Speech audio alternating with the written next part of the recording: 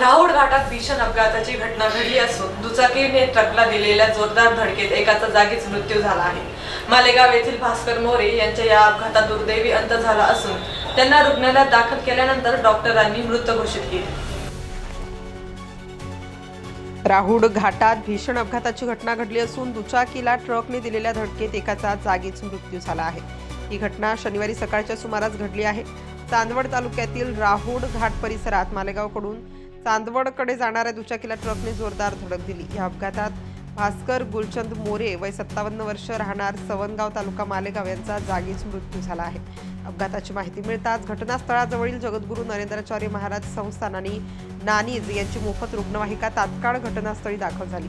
जखमी अवस्थेतील व्यक्तीस चांदवड उपजिल्हा रुग्णालयात हलवण्यात आले, मात्र डॉक्टरांनी त्यांना मृत घोषित केला आहे। या प्रकरणी चांदवड पोलीस ठाण्यात अपघाताचा गुन्हा दाखल करण्यात आला असून अधिक तपास पोलीस निरीक्षक कैलास वाघ यांच्या मार्गदर्शनाखाली हवालदार सुनील जाधव, संतोष लोखंडे आणि मनोज अलघट करीत आहेत। राहुड घाटातील अपघातांच्या वाढत्या घटनांमुळे वाहन चालकांनी विशेष काळजी घेण्याचे आवाहन प्रशासनाकडून करण्यात येत आहे।